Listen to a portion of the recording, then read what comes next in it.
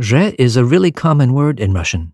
According to one source, it's more common than even words like один, человек, or когда. But it can have different shades of meaning, so let's look at some contexts when you'll hear же to get a sense of the nuances it can bring. We'll use examples from Ирония судьбы, a classic romantic comedy, from everyday life, and even some Pushkin. Же is used to add emphasis, to make a statement stronger or more categorical. Они же обещали, что все будет готово. We can hear же used when the speaker thinks something should be obvious. Ты же видишь, я устал. Все будет нормально, она же понимает по-русски. Sometimes we hear же used with не to express that, well, obviously one wouldn't do something, or one could hardly be expected to do something. In this scene from Ирония судьбы, Nadya is in an awkward situation, and she tries to make some excuses. Как? Он еще здесь? Ну не выставлю же я его на улицу.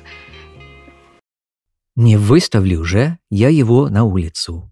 I could hardly put him out on the street. A moment later, Ипполит is irritated that they've gone ahead and eaten without him. Очень хорошо устроились. Поужинали? Не сидеть же голодными. Ну, конечно. Nadya answers, не сидеть же голодными. It's obvious we would not sit around hungry. Why would we do that? A few similar examples. Не ходить же в магазин каждый раз, когда мы захотим есть. Не просить же у сына деньги на телевизор. У вас была потеря сознания. Не говорить же ему сразу, что его чуть было не убили. And you'll sometimes hear «а как же» for a similar sense of, well, of course, how could it be otherwise? Ага, поедешь? А как же? Ну да, он вздохнул. «Нет ли у вас фоторобота?» — спросил Шерлок Холмс секретаря. «А как же?» — ответил радостно секретарь. «Же» can also be used to express a contrast between two things. Она пошла в музей, я же остался дома. А как ведет себя в таком случае Брик? Он спокоен. Она же была в шоке. Хотя Андрюша был преуспевающим физиком, я же диссидентствующим лириком. Же often expresses a feeling of impatience, irritation or confusion. Где же вы были? Мы все ждем. Он смотрит на меня и говорит, я же тебе объяснил. Где билеты? Куда же они делись? And from Ирония судьбы. Галя вам звонила. Галя? Да. А как же она узнала телефон? А, ну в смысле, я же ей сам сообщил, и потом у вас простой номер. Here Женя is expressing confusion. А как же она узнала телефон?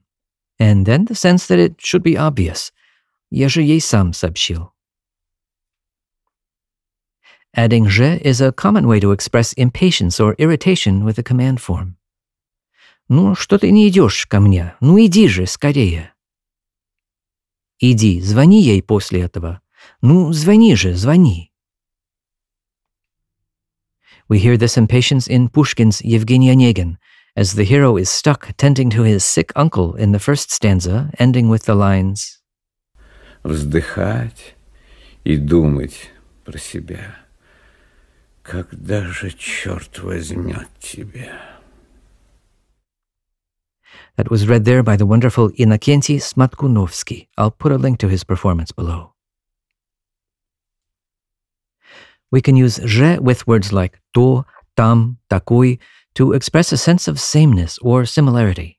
For example, там means there, and when we add же, we get там же, in the same place. Similarly, та же книга, the same book, такой же дом, the same kind of house or building. У нас была такая же ситуация. Она говорила на том же языке, как и все. Here are two quick examples from Ирония судьбы.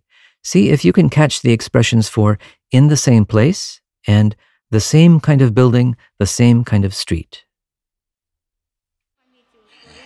Молодой человек, осторожно.